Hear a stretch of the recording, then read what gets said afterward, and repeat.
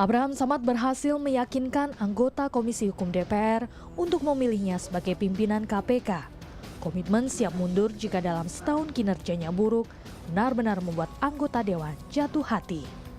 Lebih spesifik, Abraham juga berjanji lembaga yang dipimpinnya akan menuntaskan 3 kasus yang menjadi peninggalan KPK sebelumnya. Salah satunya penuntasan kasus Senturi. Sayangnya hingga saat ini KPK mengaku belum cukup bukti untuk membawa pihak yang diduga terlibat dalam kasus ini ke pengadilan. Padahal DPR menilai data yang mereka berikan bisa digunakan sebagai bukti permulaan. Kini masyarakat menunggu janji Abraham Samad untuk menyelesaikan skandal yang telah merugikan negara hingga 6,7 triliun rupiah tersebut. Mungkinkah KPK akan memunculkan tersangka baru? Ataukah kasus ini jalan di tempat? Semoga saja tidak. Pemirsa, sejak dilantik sebagai Ketua Komisi Pemberantasan Korupsi atau KPK 6 Desember 2011, masyarakat menanti aktualisasi dari janji Abraham Samad. Pasalnya, Abraham berjanji mundur jika kinerjanya buruk dalam setahun masa jabatannya. Salah satu yang paling ditunggu-tunggu adalah penuntasan kasus Bank Senturi yang mengakibatkan kerugian negara 6,7 triliun rupiah.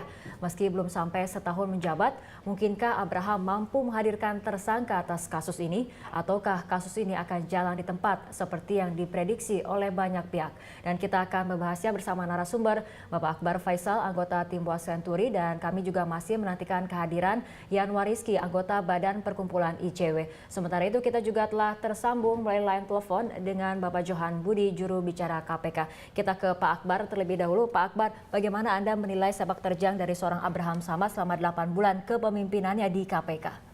Mungkin tidak terlalu tepat ya kalau kita hanya berbicara tentang Pak Abraham Samad personally. Kita harus berbicara sebagai sebuah tim komisioner di KPK. Tapi dia sebagai pucuk pimpinan, ya, tentu seperti saja apa? Ya. Menurut saya dari 3 periode KPK ini yang terbaik. Saya harus mengatakan itu. Apa yang membuat Anda mengatakan jilid 3 ini terbaik dibandingkan jilid 1 dan 2? Karena progresnya lebih jelas, lebih berani gitu ya. Satu contoh misalnya, kalau Anda bertanya tentang keberanian, banyak orang yang tidak pernah percaya bahwa KPK quote and quote berani segera menetapkan tersangka orang sekelas siapa namanya pengusaha perempuan ini, ya Harta Timur Daya yang apa namanya luar biasa ya. Kita tahu dia salah satu orang terkaya di Indonesia dan pengurus partai politik. Dia kalau di acara-acara duduk berdampingan dengan presiden dan keluarganya itu kan luar biasa. Jadi menurut Anda cuman ini kan baru tersangka, kita tunggu apakah memang segera menjadi lebih jauh lagi dari situ. Terus hal-hal yang lain gitu ya. Jadi saya punya alasan untuk mengatakan, dan saya harus fair mengatakannya, bahwa KPK periode yang sekarang ini bagus. Bagus. Ada 4 kasus besar yang disorot oleh masyarakat, mungkin terutama mengenai kasus cek pelawat, Wisma Atlet dan Hambalang, serta ada juga skandal Senturi. Anda menilai di antara 4 kasus besar ini bagaimana performa KPK untuk menuntaskan kasus-kasus besar ini? Dari apa yang mereka pertunjukkan pada 8 bulan pertama ya, masa periode mereka ini, mau tidak mau, dan saya harus fair, kami harus memberikan harapan kepada mereka untuk menyelesaikannya. Satu-satunya yang membuat saya gundah gulana, kalau saya boleh menggunakan bahasa itu ya, adalah mereka menyampirkan atau mengubah skala prioritas Senturi yang harusnya menjadi skala prioritas pertama menjadi kesekian. Saya pernah mendengar salah satu pimpinan KPK mengatakan bahwa kami akan menyelesaikan Senturi apabila Hambalang sudah selesai. Tapi kan Hambalang belum selesai, maka muncul lagi kasus baru. Lah kapan selesainya? Jadi ini ada prioritas yang tidak tepat kemudian ditentukan oleh KPK. Bukan tidak tepat. Dari skala magnitude di masyarakat tentang kasusnya, jumlahnya, berikut dengan berbagai parameter-parameter yang lain, harusnya Senturi itu yang diutamakan.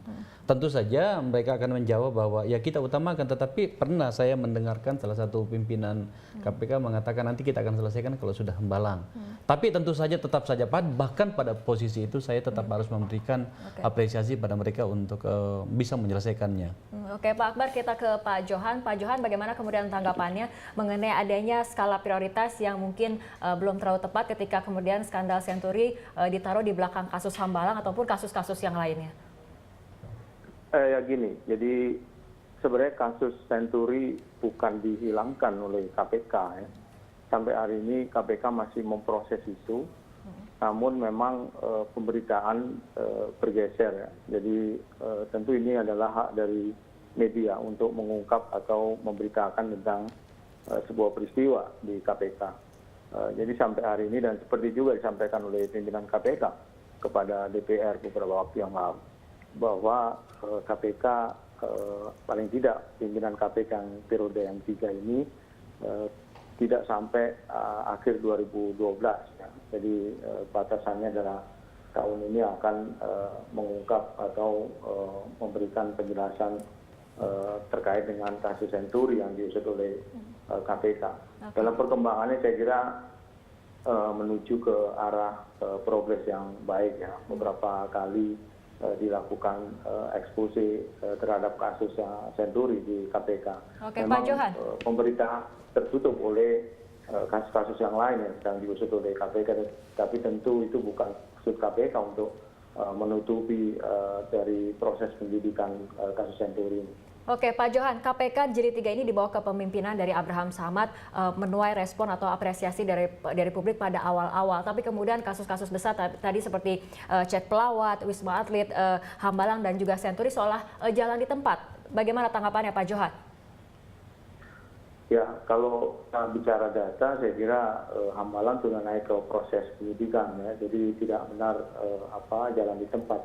Hambalang sudah naik ke proses penyidikan dan pimpinan KPK juga Pak Bambang mengatakan bahwa penetapan tersangka PPK ini adalah alat tangga, artinya ini masih akan dikembangkan, termasuk juga Senturi.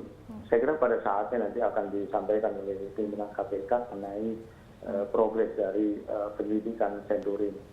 Oke, Pak Johan, kita akan lanjutkan perbincangan, tapi pemirsa kita lihat bersama grafik berikut ini.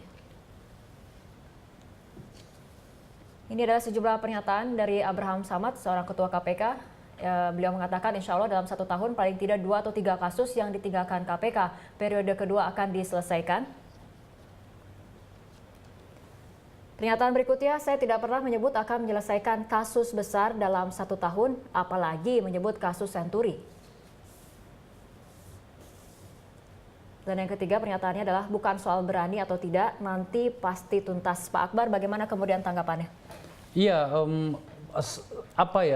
saya katakan tadi pada Anda Mas Jo juga sudah dengarkan di sana bahwa tidak fair kalau saya tidak memberikan ruang harapan kepada KPK dengan progres yang mereka tunjukkan sekarang ini, bahwa ini kasus-kasus itu tidak terselesaikan. Namun lagi-lagi saya katakan bahwa seandainya kita boleh meminta, dan sudah saya lakukan baik di DPR sebagai anggota DPR maupun sebagai tim pengawas Senturi, meminta skala prioritas itu diperhatikan. Jujur ya, saya harus mengatakan Mas Johan, saya kecewa ketika membaca dan mendengarkan pernyataan dari pimpinan KPK, salah seorang pimpinan KPK mengatakan kita akan menyelesaikan Hambalang setelah Senturi setelah selesai Hambalang. Tapi lagi-lagi saya orang yang mencoba untuk logis ya Mbak ya. Lagi-lagi ini juga mungkin soal keterbatasan tenaga di sana, SDM ya. Anda tahu ya sekitar 700 800 lah stafnya KPK sekarang ini, dan itu tentu saja menekan mereka dalam hal penyelesaian. Cuman ya itu, sejak awal kita berharap bahwa KPK yang sekarang ini menyelesaikan Senturi, karena ini sangat mengganggu psikologi kita sebagai sebuah para penyelenggara negara, khususnya DPR. Dan kalau boleh saya sampaikan, sebenarnya kita berharap itu KPK tidak lagi punya persoalan dengan kasus ini. Kita sudah 2 kali menyerahkan data kepada KPK. Pertama, data dari yang dihasilkan dari pansus itu, dan yang kedua ada data tambahan yang kita berikan kepada KPK ketika teman-teman komisioner yang periode ketiga ini baru saja dilantik. Kami menyerahkan ke sana. Jadi menurut saya tidak ada sih alasan untuk KPK tidak segera menindaklanjutinya. Ada bahasa yang sebenarnya tidak perlu lagi kita dengarkan, mengatakan kita tidak boleh begitu saja mempercayai dan menerima apa yang diberikan oleh DPR karena itu sama dengan kita terjebak pada politisasi kasus ini. Ya enggak dong. DPR adalah lembaga negara yang sah, dijamin oleh konstitusi dan kemudian diserahkan kepada KPK untuk menyelesaikan, harusnya mengikuti alur itu. Pak Akbar, kita akan lanjutkan perbincangan. Tapi pemirsa, kita ikuti dulu rangkaian informasi berikut. Pihak kepolisian telah memeriksa 7 orang terkait kasus kerusuhan di Sampang, Madura. Akibat kerusuhan itu 2 orang tewas dan 5 orang luka-luka. Peristiwa bermula dari penghadangan kelompok Sunni terhadap 20 orang warga Syiah di Omben, Sampang. Kerusuhan pun terjadi hingga menewaskan 2 orang. Bahkan Kapolsek Omben, AKP Aris Dwi, terluka di dahinya akibat lemparan batu. Pihak kepolisian menghimbau masyarakat tidak terprovokasi agar situasi kembali normal. Saat ini pihak kepolisian sedang berkoordinasi dengan tokoh agama dan masyarakat untuk mengantisipasi kerusuhan. Untuk tersangkanya sendiri sampai saat ini gimana Pak Bus? Masih ada 7 ya? yang sedang dilakukan pemeriksaan. Inisialnya 7 ini masih didalami peranannya. Kita belum tahu hasilnya seperti apa. Nanti kalau sudah ada hasil pemeriksaan baru bisa disimpulkan peran yang bersangkutan ini apa, apakah dapat dinaikkan status sebagai tersangka atau saksi. Dan terus menjadi bahan untuk dilakukan pengembangan penyidikan lebih lanjut terhadap yang lain-lainnya. Dari kepolisian sendiri menduga. Sementara itu, Kepala Pusat Penerangan TNI Laksamana Muda Iskandar Sitompul menegaskan TNI siap membantu kepolisian jika diperlukan untuk mengamankan konflik SARA yang terjadi di Sampang, Madura. Selalu siap kok standby. Antisipasi kita selalu berkoordinasi kan dengan tokoh-tokoh masyarakat siapa saja. Namun kita baru bergerak, baru bergeser bila mana ada permintaan. Ya, ini untuk diketahui sesuai dengan undang-undang yang kita terima. Demikian, terima. Ya pemirsa, kita lanjutkan dialog, tapi sebelumnya kita lihat dulu grafik berikut ini mengenai pernyataan Wakil Ketua Komisi 3 DPR Nasir Jamil. Beliau mengatakan, apalagi Abraham pernah berjanji waktu itu akan mau mundur kalau kinerjanya buruk. Kita lihat saja. Kita tanyakan tanggapan Pak Johan. Pak Johan, sejumlah pihak ini menagih janji Abraham untuk segera menyelesaikan kasus-kasus besar korupsi dan kalau tidak dia diharapkan konsisten pada janjinya. Tanggapannya Pak Johan? Ya, saya kira yang disampaikan oleh Pak Akbar tadi saya setuju 100%. Dan saya tidak tahu siapa yang memberikan statement bahwa KPK akan menyelesaikan Senturi setelah kasus Hambalang selesai. Karena Hambalang sendiri kan kita belum tahu kapan selesainya. Yang saya tahu, saya ada di KPK, bahwa kasus penyelidikan Senturi ini masih berjalan ya. Artinya beberapa kali ekspos dan itu juga disampaikan pada Pak Senturi beberapa waktu yang lalu ya, progres dari apa yang sudah dilakukan oleh KPK dalam kaitan dengan penyelidikan Senturi ini. Dan saya melihat memang kadang-kadang ketika tidak ada dalam berita itu seolah-olah KPK tidak melakukan pengusutan terhadap kasus Senturi. Padahal kan tidak seperti itu. Banyak kasus yang sedang diusut oleh KPK dan itu berbarengan. Artinya tidak ada kasus yang ramai dibicarakan. Pak Johan. Kemudian kasus yang lain tidak diusut, tidak begitu. Jadi sama-sama dilakukan. Tapi memang harus diakui bahwa proses penyelidikan Senturi ini memang memerlukan waktu yang lebih panjang ya dibanding dengan penyelidikan kasus yang lain. Pak Bukan Johan. karena apa-apa, karena memang dari sisi materi dan dari sisi kasus yang diusut oleh KPK dalam kaitan dengan Senturi ini cukup pelik menurut saya. Jadi perlu waktu untuk bisa menyelesaikan dan akhirnya pada kesimpulan apa yang sudah dilakukan oleh KPK akan disampaikan nanti baik kepada tim buat Senturi DPR maupun kepada publik ya saya kira itu. Oke, Pak Johan, bagaimana dengan sorotan dari anggota Dewan ataupun masyarakat mengenai janji dari Abraham Samad yang akan mundur jika kinerjanya dirasa buruk? Anda sendiri menilai kinerja KPK saat ini seperti apa? Apakah sudah optimal? Tentu saya tidak bisa menilai apa yang kita lakukan di KPK. Yang bisa menilai kan masyarakat, bagaimana masyarakat menilai apa yang sudah dilakukan oleh pimpinan KPK jilid 3 ini ya. Tentu beragam saya kira, tidak bisa satu pendapat itu mewakili seluruh masyarakat ya. Pasti ada yang memberi apresiasi, ada juga yang kurang memberi apresiasi, itu sah-sah saja. Tapi yang pasti kami di KPK, pimpinan KPK jilid 3 ini sudah bertekad untuk menyelesaikan kasus Senturi dan juga kasus-kasus yang lain yang dianggap menurut masyarakat, menurut sebagian masyarakat itu adalah kasus yang besar, dan itu janji itu disampaikan kepada DPR ya, representasi dari masyarakat, dan itu tentu bisa ditagih oleh DPR kepada pimpinan KPK jilid 3. Ya, Pak Johan, kita kembali ke Pak Akbar. Pak Akbar, bagaimana tanggapannya? Bahkan salah satu rekan Anda juga mengatakan ataupun mengkritisi mengenai janji Abraham Samad untuk mundur jika kinerjanya buruk. Anda sendiri melihat jadi bagaimana kinerja KPK selama jilid 3 ini? Saya ini yang kedua kalinya saya katakan, saya rasa mungkin yang ketiga, bahwa saya tidak sependapat kalau mengatakan bahwa kinerja KPK yang sekarang ini buruk. Saya katakan ini yang terbaik, gitu loh. Dan kita harus memberikan apresiasi itu, ya. Saya sering mengkritisi KPK, tetapi pada dalam hal tertentu ketika mereka memang harus mendapatkan apresiasi, saya berikan.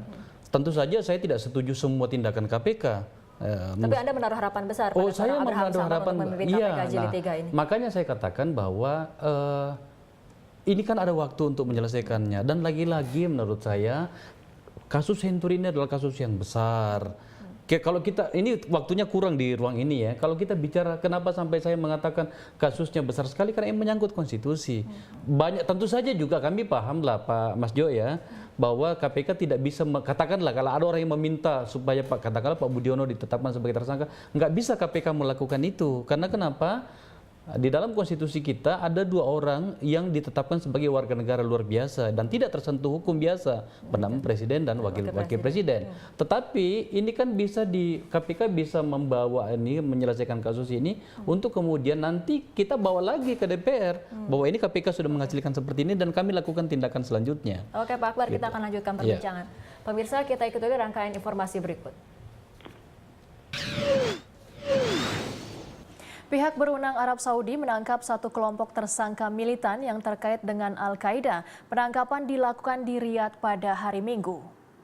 Televisi Saudi memperlihatkan gambar material yang menurut rencana akan digunakan oleh kelompok tersebut untuk mempersiapkan tes peledakan. Pernyataan yang dikeluarkan Kementerian Dalam Negeri menyebutkan pasukan keamanan menangkap 6 anggota sel, kesemuanya warga Yaman. Mereka ditangkap setelah pemimpin mereka, seorang warga Arab Saudi, ditangkap dan diinterogasi. Kementerian Dalam Negeri Arab Saudi telah bekerja sama dengan Badan Intelijen Barat untuk menggagalkan rencana serangan Al-Qaeda di Yaman.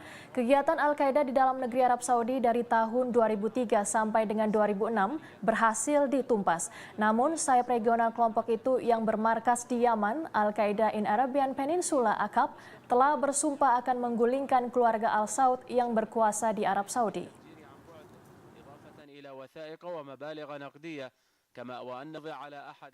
Ribuan warga Kurdistan bentrok dengan polisi Turki di Provinsi Cizre pada hari Minggu. Bentrok terjadi setelah polisi menolak memberikan izin demo mendukung sebuah kelompok militan Kurdi. Partai Pekerja Kurdistan (PKK) adalah sebuah kelompok militan Kurdistan yang berperang melawan pemerintah Turki untuk memperoleh pemerintahan sendiri sejak tahun 1984. Oleh pemerintah Turki, kelompok ini dianggap sebagai organisasi teror. Para demonstran yang marah melempari kendaraan polisi dengan batu dan membakar petasan. Polisi membalas dengan granat asap dan meriam air.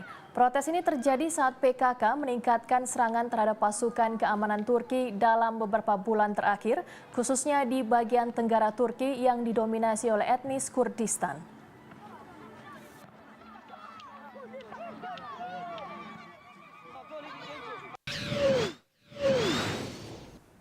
Pemirsa, dialog kembali kami.